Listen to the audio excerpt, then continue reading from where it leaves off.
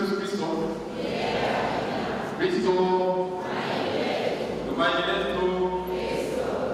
Basi tunamsanyika hapa kama baba paroko alivyosema katika utangulizi kwamba hii siku ndiyo aliyoifanya Bwana. Tunafurahi na kushangilia kwa sababu ya zawadi ya Padre Raymond Shani. Naomba kushangilia Mungu kwa tukio hili.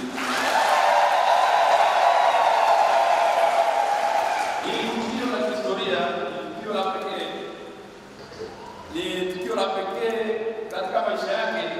Hakuna kipindi ambapo ameshaikuwa pale. Huu ndio muda wake. Katika historia ya maisha yake yote ndio amekuwa pale sasa, na sasa anamshukuru Mungu. Hakuna tena kuja kuwa pale mara ya pili yake pale. Kwa hiyo tunasanyika hapa tukiwa na lengo moja tu, tunaomba Mungu asante kwa zawadi ya Padre Raymond Shani. Kama wewe una mambo yako, unakuja kukusumbua, unamsumbua kitu gani, unakuta kukunia jana, au sijui inaumwa, ina malaria, yote hiyo vichanganya hapa vipeleke kwa ajili ya shukrani kwa ajili ya Padre wetu.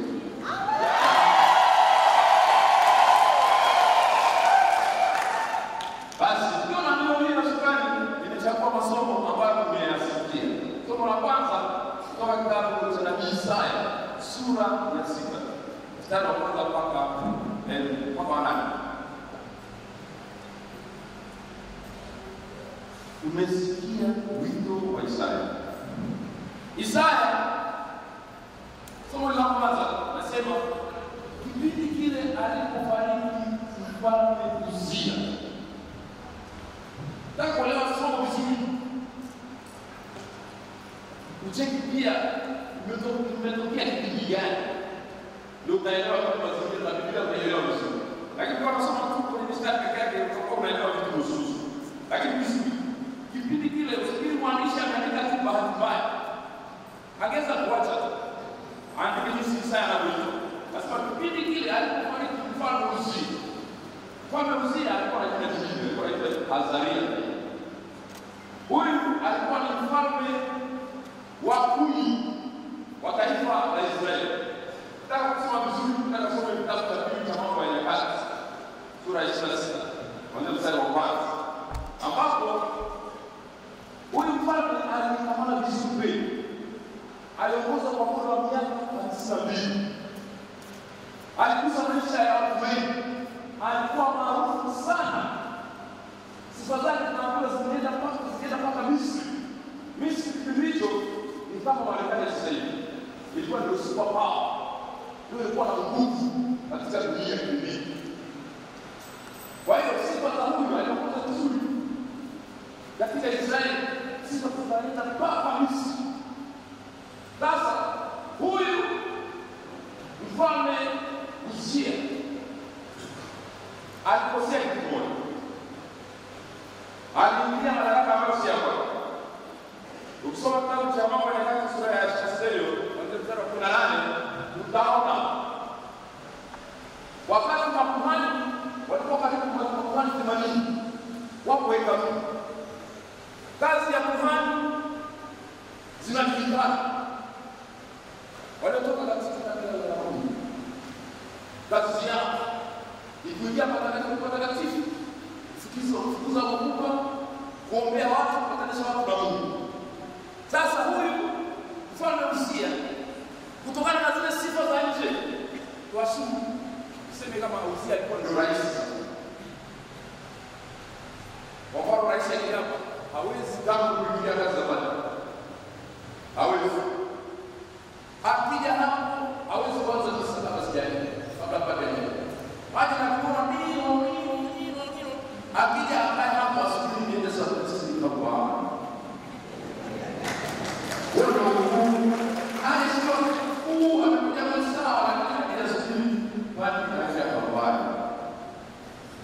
hapo ndipo Mungu alikuwa anatoa makuhani.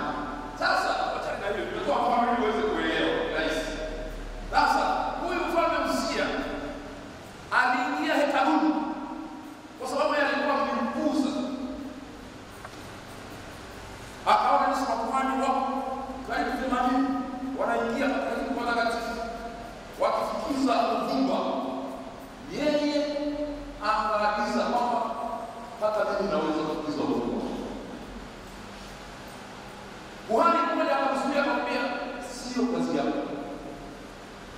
utaratibiwa na Mungu.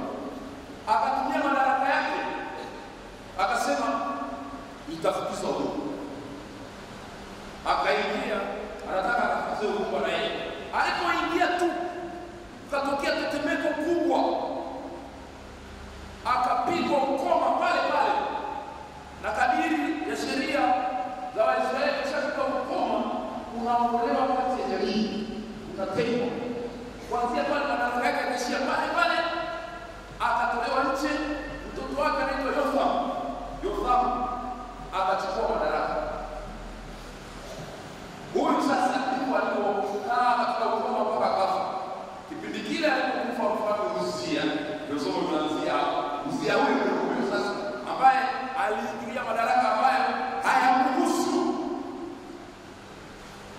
Zangu wapendwa, kabla sijaendelea na huu ndio Israeli, ninaujua pia kumwambia Baba kutoka Baba, sifa zinaua. Sifa zinaua. Huyo mfalme alisifiwa, akatukuzwa, akasahau mwisho wa madaraka yake. Nawe Baba Raymond, Baba, utapata mahali kwa kusaidizi, jua mwisho wa madaraka yako.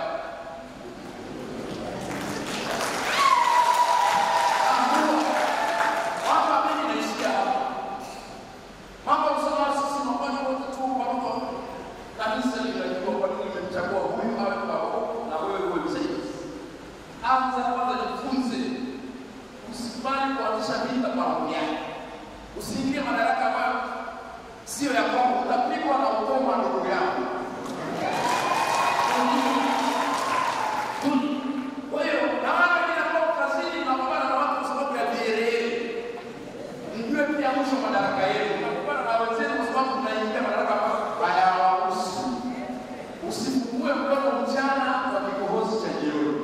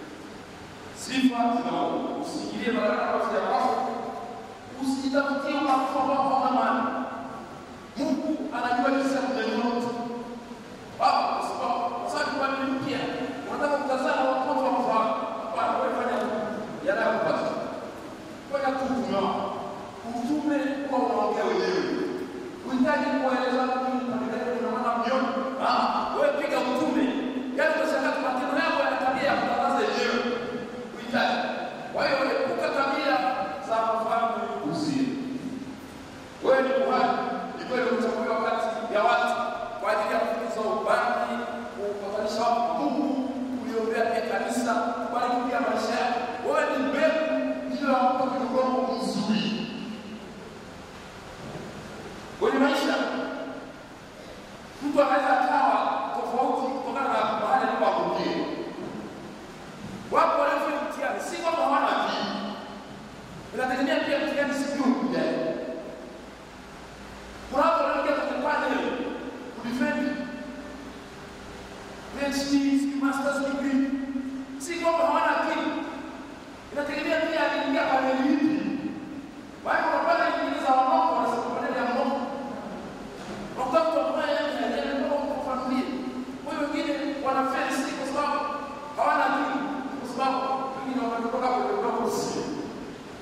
Lakini mimi na hakika wewe unaingia kwenye roho mzuri, kwenye ukuhani, ni wewe tu.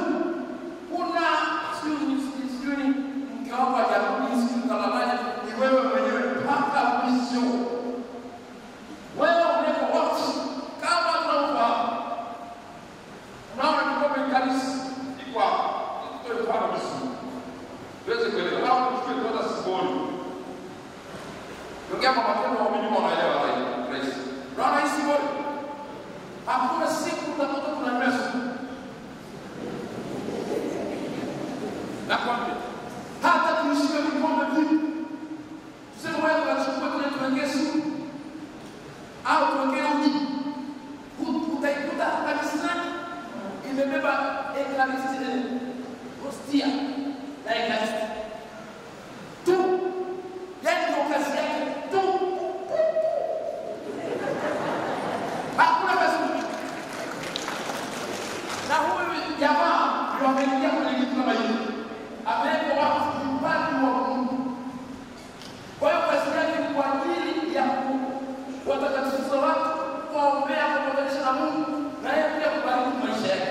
Kwa hiyo huyu ametengwa rasmi kabisa kwa ajili ya utumishi wa Mungu. Hakuna matumizi mengine. Kwa hiyo kama kuna mtu anaenda kwa sasa vile kama switi hati mambo, sikudani na nini, na sheria ya zamani.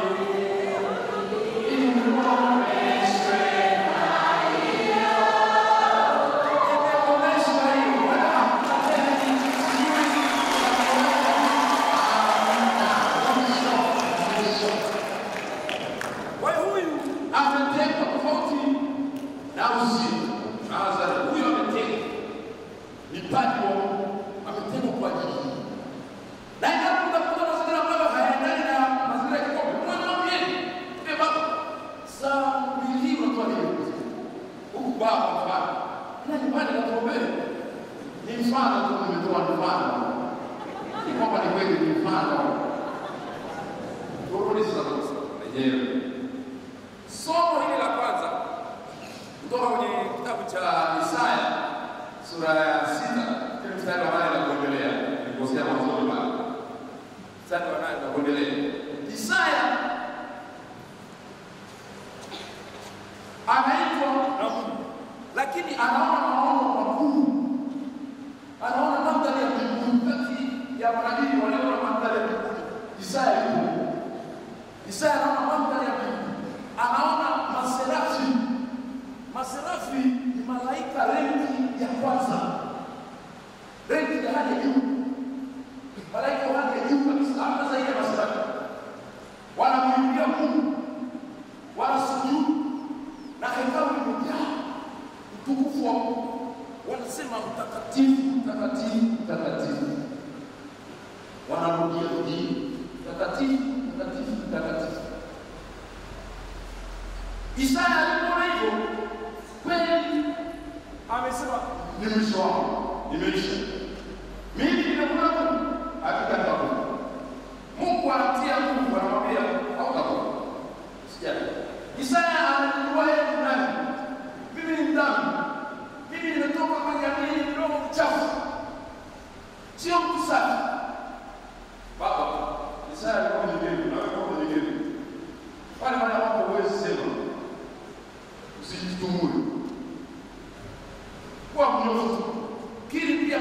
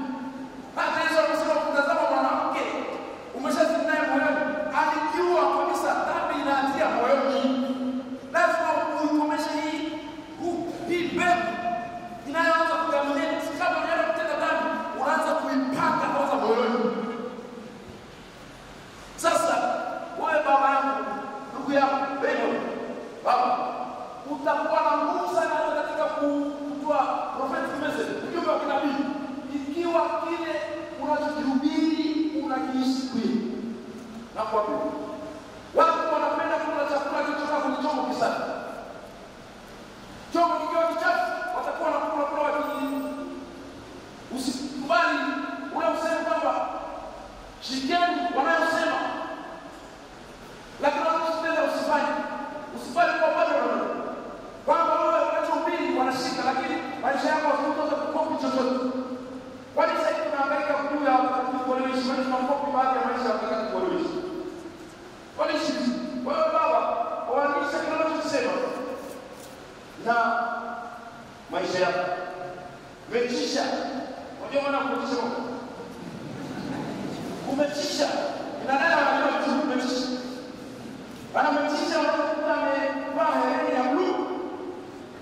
Akapaka hapa juu kidogo blue. Alafu ana kucha za blue. Alafu rozari ya blue. Alafu ana kibegi majoto cha blue. Alafu kwa zenyewe ni blue. Alafu viatu vya blue. Soksi ya za blue. Na funguo za gari za blue kwa mfano. Akitembea na kwenye malaika ni roho ya blue. Blue. Umetisha. Sasa hiyo ni namba tu ya kuelezea wewe umetisha. Umetisha maisha yako ya upadre na mwenendo wako. Utafikia sana. Utatumia nguvu kidogo sana kuhubiri. Watu watakuelewa, watakuongea, hata kueleza kuhusu michango. Utatumia muda kidogo.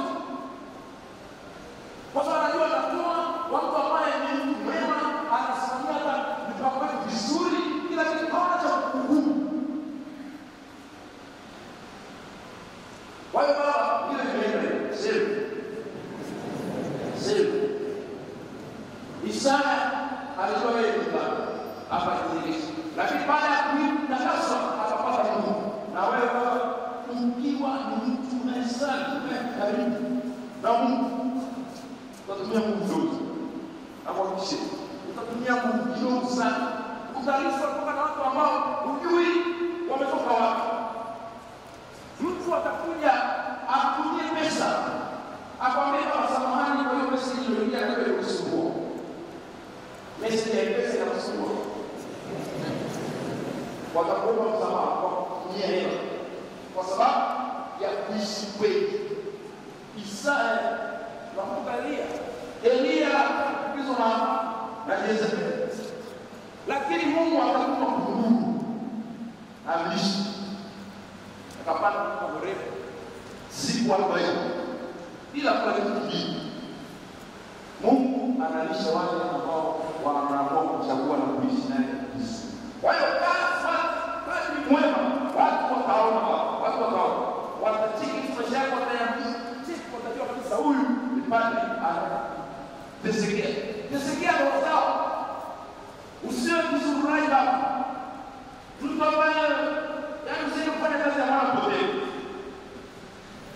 Lakini katika kukua watu wapaweka na kazi ya mwana potea. Lakini umefika vigumu vyako. Kila saa kitabu yako. Utafuta pumba. Umetoka misa asubuhi, watu wanasubiri kwenye maungano, wewe unawahi pick up ili ukatafute pumba ya kuue. Baba, roho kwanza. Wewe sio unapotea. Fanya kazi ya baba yako aliyokupatia pale. Kama ungamisa watu wakuone, watu wana mizigo, watu wameumizwa. Kanisa ni sehemu ya faraja yote baba. Kaa parokiani, wasaidie waamini, wakija kuwashauri wasikilize. Kuna watu ambao si kwamba kuja kuomba hela, wanataka tu wakusikie tu unawafariji nini. Hiyo pia imeenda sehemu. Kingine, Isaya ameona maserafi wakiimba mtakatifu, mtakatifu, mtakatifu. Haya ni maneno ya kurudia. Mtakatifu, mtakatifu, mtakatifu. Malaika wote walioko kule wanaimba. Nawe baba unakuwa pale. Hebu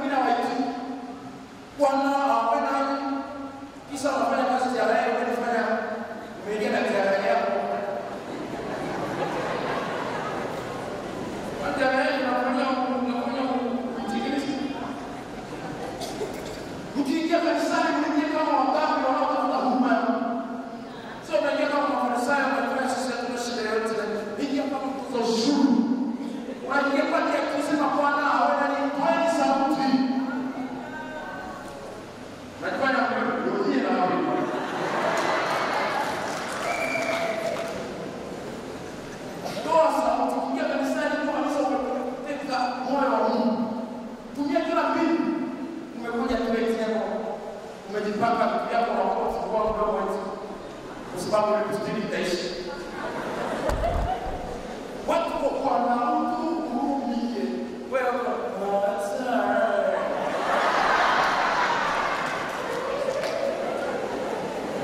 Hii kwetu usipo. Kwa sababu leo kama chini na walimu kutana itaisha ile kustiri. Wewe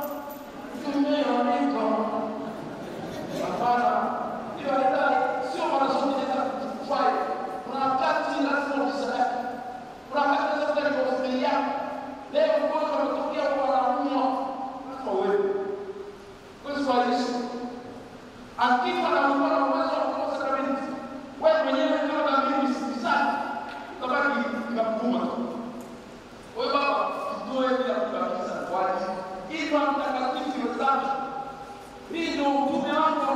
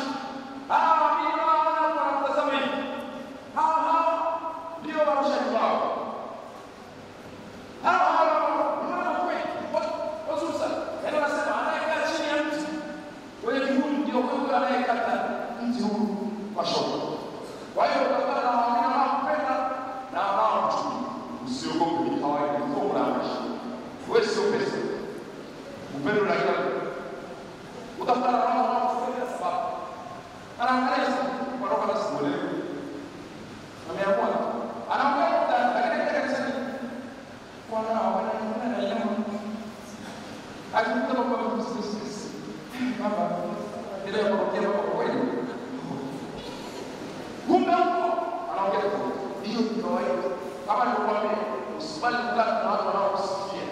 Sifa zinaua. Yukuru kama kuna watu waliokana hata wanapatia matatizo. Hao utakubali kuwa mbele yao. Utakuwa unataka kila siku kuonyesha kwamba mimi si kweli. Lakini ni vizuri. Epuka ruhusa na mama. Mama anakupiga ruhusa. Bora. Wasoma wanafanya kwa. Akirudi. Ndio au sio? Wewe wao walimu wewe. Utawaambia. Wengine wanakuja wewe na macho wako, wengine wanatumia pia hili vitu vya mzao. Kuna watu wanasikia nyingi huko ndani. Kuna watu wanachafua lakini wanakuja kusikia. Wengine wanatafuta uongozi na watu wengine kama kupiga simu timu na nini wanakuja. Sasa sisi wakati tunawajua. Hatunafahamu. Ndio maana unaona kama shauri ya rais wametupatia watu baadhi ya mtu tunampenda. Unaona kwa roho anasema huyu hapana. Usilaumu wako. Anajua na amepewa kabisa nguvu na katiba ya shauri ya rais kwamba anafasi tunapokuwa tunafahamu. Tunajua mtu hivi na hivi kwa hivi.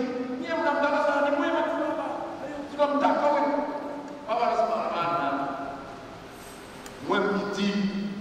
Ambi mambo mengine baada ya kutangaza kila kitu cha mtu hadharani. Sisi tunawasikia sisi sio kama nyie wao mnatangaza tabia zetu. Wani wao na nyingine mnabudu wakati hapo amesimama na mama wa watu anaongea jambo nyingine na hivi wanapanga mipango ile kwa kongamano amekaa dakika 2 4 sasa kama mama anafagia kule anakuwa yao nitega mabati.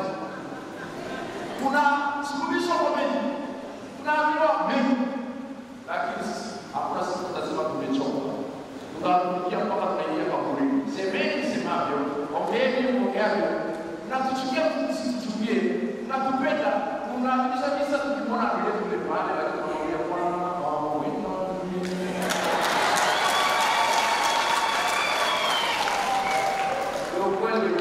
sisi sio kama wanandoa wewe ni wenyewe kwenye ndoa. Mkichoka kumzika. Hapa hakuna kwaje. Wakati kieleweke. Umeenda kutamani kwa kama kuchukia hata kupendi unakomaa. Wakati kieleweke. Muumini upande unanichosha naenda kwa baba. Hata na mshauri yeye mkiona sio nini bado kuna msemo sigani kwenye magazeti huko. Tunasema kwa Israeli na kwa Roho. Yeye mlio leo na kwa mnaendelea.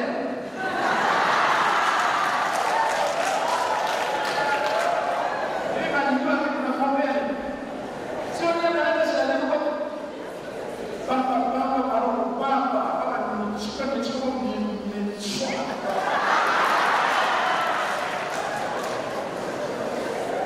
Baba naomba niwakusikie huyu mume wako ni ng'ombe. Na mshauri kwa kesi ambayo msikia ambao umeinuka wenyewe. Wala tasiri. Sio kila kitu wanachokiona kwenye gazeti na ndio watafanya vile.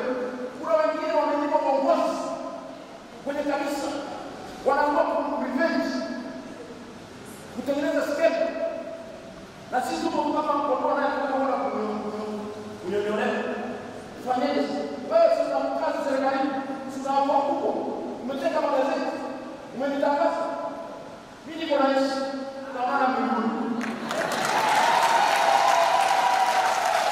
Kama nimesema vibaya. Kwa ushahidi maneno mbaya.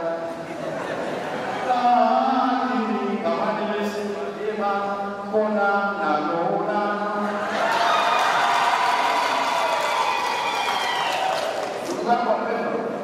sisi ndio watumishi. Tunajua kujizuia. Tunawaombea zaidi. Hii tunakazana kutafuta tafsiri. Sisi tunajua sababu katika uhalisia wote, lakini tumekaa kimya. Hata wakati. Lakini nawaombea jifunzeni kuwa na roho ya kuwapenda wapati wetu. Wapendeni wapati wetu. Mtu anafika miguu yako. Mtu anapata mpaka mtakatifu miguu yako. Anafungamisha wewe mwenyewe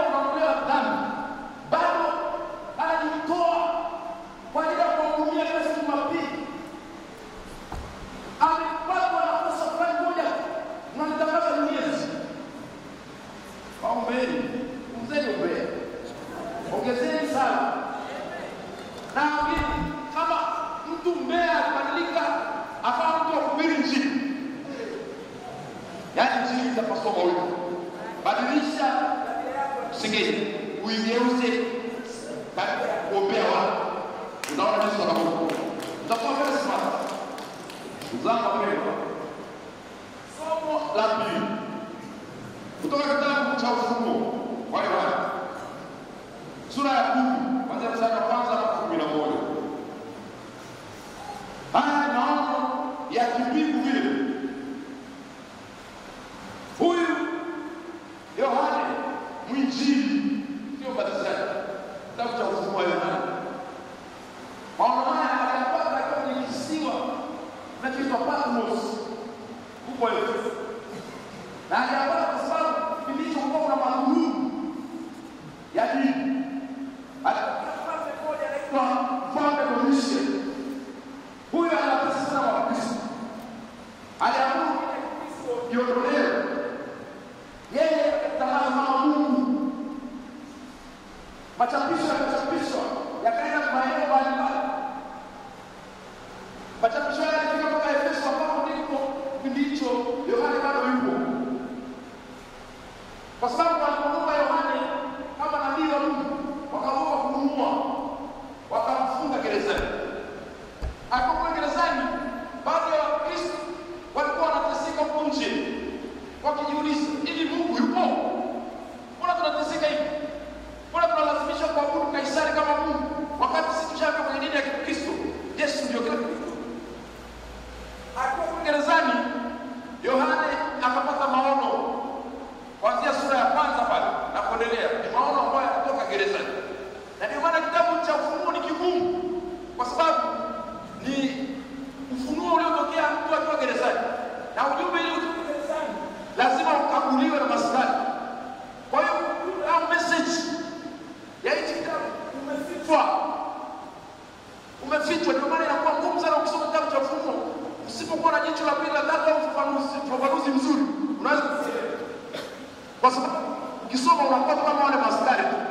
Maskari wanaokagua ujumbe wanashangaa, sijui malaika ameweka mguu wapi, sijui wapi. Hebu pelekeni mjini. Kumbe ilikuwa ni ujumbe wa Mungu. Kwa hiyo kitabu ambacho kimeandikiwa gerezani. Sasa mojawapo ya maono ambayo Yohana ameona ya leo, malaika ambaye ameweka mguu wa kulia kwenye maji baharini na wa kushoto kwenye ardhi. Huyu malaika tunaambiwa kwamba ana kitabu.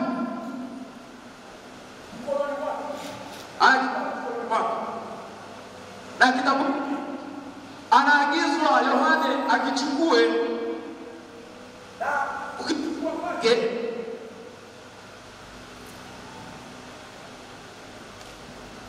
anakichukua kitabu hiki anaitwa akile. Sasa baada ya kukila kuna mambo mawili. Mdomoni ni kitamu, lakini tumboni ni kichungu. Kama mlisikia, ndugu zangu, kitabu hiki ni ujumbe wa Mungu, ni ujumbe wa nabii ambao Yohana alipaswa auhubiri. Nimechagua hili somo maksudi nikitaka kumweleza ndugu yangu Raymond kwamba wewe umechaguliwa na Mungu, umewekewa ujumbe wa kimungu ndani ya moyo wako. Wewe ni padri, umekuwa nabii wa kimungu ambaye unapaswa kutoa unabii. Ni rahisi sana kuhubiri kama bila kuhubiri hapo. Ni rahisi sana. Hata wale wasema hivi wanaongea na watu wakacheka wakafurahi. Lakini ikitokea kuliishi neno katika matendo na maisha ya kawaida, naweza ikawa uchungu. Mdomoni tamu, mboni chungu. Ni rahisi kuambia waamini, mpendeni Mungu, ishini katika matakwa ya Mungu, shikeni amri. Lakini unapofika wewe mwenyewe, takapeleza kakuta anasema, ni rahisi sana kutoa mfano.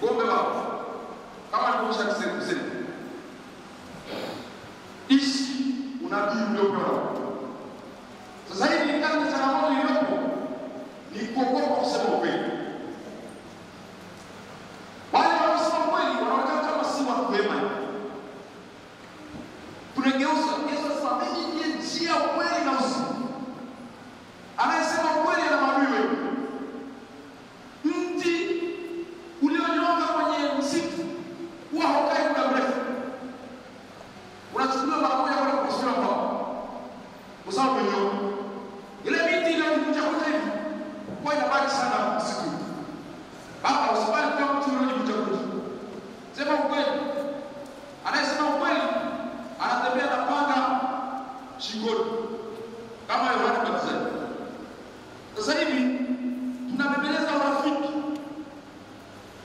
hatuambiani ukweli, tunatafuta umaarufu, tunaogopa sana wale wanaotuambia ukweli. Prophetic message, tunaharibu unabii wa kimungu. Ule unabii tunabatizwa baada sema kwani manabii na wafalme. Sasa hivi sio watu wa kushuhudia ule ukweli, kwa sababu tunaogopa kusema ukweli, tunaogopa tutapata shida. Lakini mojawapo ya sifa ya manabii wa zamani wa Mungu ni kumsifia mfalme, na mojawapo wa wafalme ambaye alikuwa mjanja kidogo alikuwa ni Nebukadneza, mfalme wa Babeli. Kama Danieli sura ya 2, mfalme Nebukadneza aliota ndoto, akawaambia wale manabii, niambieni nimeota nini, alafu nitafsirieni. Niambieni nimeota nini, alafu nipeni tafsiri. Wakaja pale wakajibu. Ni kama sasa hivi watu wengine wanajifanya kwamba ni wanabii. Watu wengi sana wanatokeza siku hizo wanajifanya kwamba ni manabii. Ukiwaita waambie naomba niambie nilichokiota na maana yake. Sio kama atatokea mtu. Waliitwa kipindi hicho cha mfalme Nebukadneza. Baada ya kuitwa wakaambiwa, wakaanza kumbaraguza mfalme na heshima muda mrefu. Baba, wewe tueleze tu ulichoota na sisi watumishi wako tutakupa tafsiri. Akaambia, mimi sitaki kuambia nilichoota, nataka niambie nilichoota na maana yake ni nini. Kawa shida. Mwishoni akakamatwa kwa roho, kwa sababu walishindwa. Wakiwa katika hali mbaya, mfalme anataka kuangamiza watu wote wanaofanya ni watabiri. Akatokea Danieli akaambiwa, baada ya kuambiwa akamwambia mfalme, naomba tupatie muda. Danieli akarudi nyumbani, akaenda kujiunga na Azaria na Misaeli, wakasali,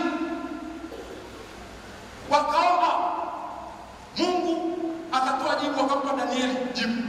Baba, mfunze kitu hapo. Wakati wa changamoto, wakati uelewi jambo, jiunge na bado mwenzako kusali. Rudi nyumbani, kasali kama Danieli na Azaria na Misaeli. Kuna wakati maisha na jambo unakuta ni gumu, imekupiga, umepata skendo ambayo huoni njia, watu wanakuona mdhambi, wanakuona kama huna maana yote, wanakuona kama hufai atakuwa padi. Rudi nyumbani, kasali. Pengine unaenda na kusali naye anaweza kukimbia vile vile, lakini Ekaristi nenda pale, lala hata chini, mwambie Yesu, naomba unisikane, unisaidie. Danieli alirudi nyumbani, akasali pamoja na wenzake, na Mungu akampa mafunuo. Danieli akaenda mbele ya mfalme, nenda kasoma kitabu cha Danieli sura ya 2.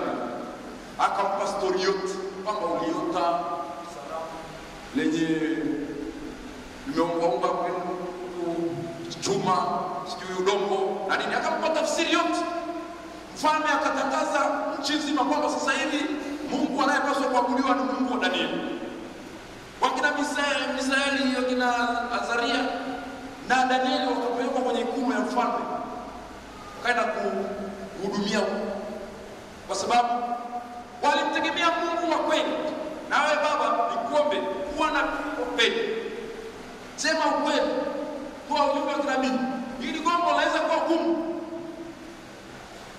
inaweza kuwa kumweleza mtu gumu, ni mtu mkubwa ambaye pengine ana nguvu juu ya maisha yako, lakini tumia staha. Wengi wetu tunasema ukweli, lakini tunasema vibaya. Ndio maana wengine wanakasirika. Unasema ukweli, lakini hausemi vizuri, unausema kwa ukatili, unausema kama mtu amejishika kwenye kipara cha mtu, usitumie kanga kumfunguza, au tumia Mungu kupiga mtu anayeshika kwenye kipara cha mtu, utapasua kipara cha mtu. Mkuu anaweza kukosea, au wewe unaweza kukosea. Baba, tumia maneno ya hekima.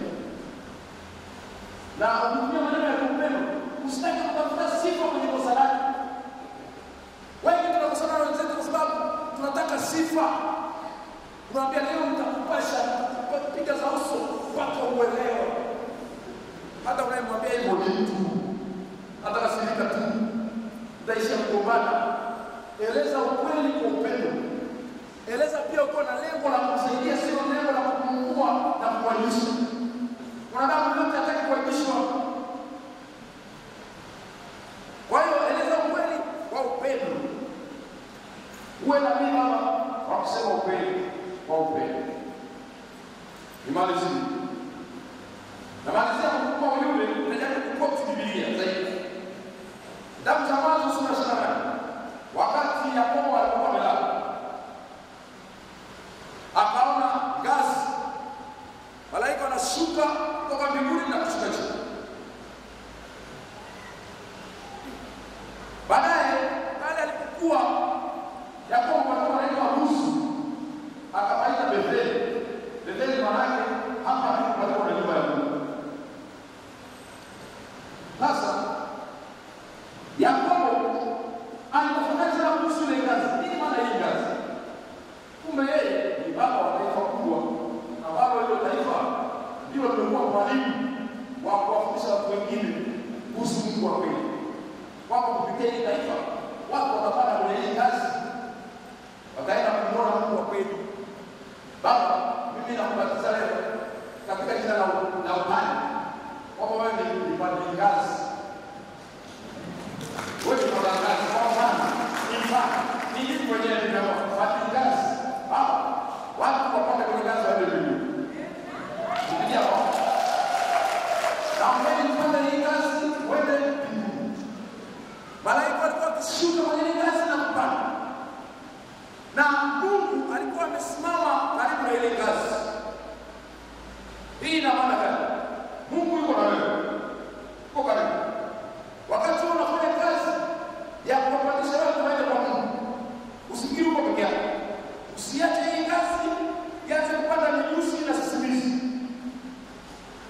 Na hakikishe watu kuna watu wako busy kuelekea mbinguni. Ukamisha watu, ongea na watu, bariki watu. Changamoto zipo na hiyo.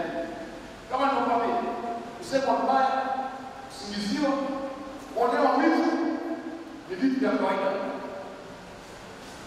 Wivu hauendani hivi. Lakini baba, nikupe formula ya maisha. Kwenye maisha yako, kama unataka kupata baraka, wewe unakwambia kama pana, siku mbili nakuja kama baba yako, lazima ukweli na sina wanafunzi wote mbele ya baba wenzao na walioti hapa. Nakupa paswali ya maisha. Baba, usiogope pongeza waliobarikiwa na Mungu. Usiogope kufurahia baraka za watu wenzako. Shangilia. Unapoona Mungu amebariki, furahi. Wivu wako na kununa kwako hakutasaidia kitu chochote. Na ile vyako mnashindwa kuendeleza maisha yenu kwa sababu mnatumia muda mwingi kuwapiga vita wale ambao wamebarikiwa na Mungu. Na wewe niambie, acha wivu. Mungu naomba niendelee kufurahia baraka ambazo umezitoa kwa watu wako. Wapo ambao Mungu amewapa baraka, ukitumia nguvu kwa sema vibaya, ukitumia nguvu kwa nyanyasa, ndivyo unavyoaibika zaidi. Anayepambana na anayesondoa na Mungu anajikuta anapambana na Mungu mwenyewe. Anayepambana na Mungu mwenyewe atapondwa na kuisha kabisa. Na wewe mmeshindwa kuendelea, mmeshindwa kupiga hatua kwa sababu ya wivu mbaya. Mmekuwa tayari hata kuita mtu Freemason kumwambia Mungu ndiye aliyefanya. Kama angalia na hiyo nyie.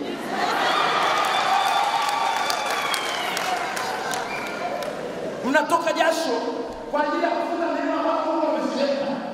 Badala ya kumwinua Mungu na kumwambia Mungu asante. Mmekrea maisha wao, mmetaka watu chini kwenye ardhi. Kila familia ina shida. Kuna chipukizi inaendelea, kuna chipukizi katika shida la Yesu. Kila familia ina chipukizi ya kuifuta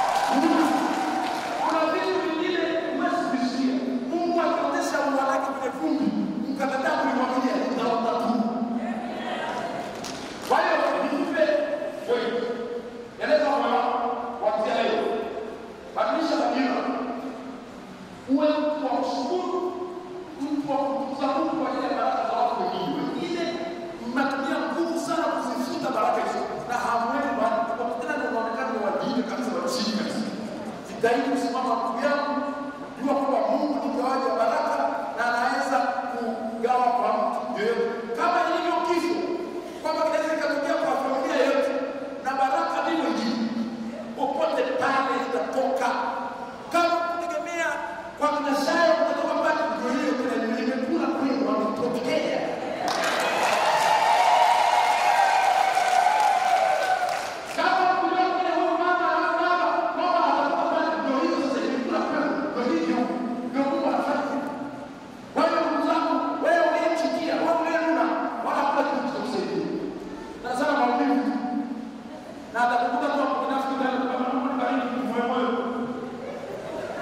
Mwisho wa mdomo kusifiwe.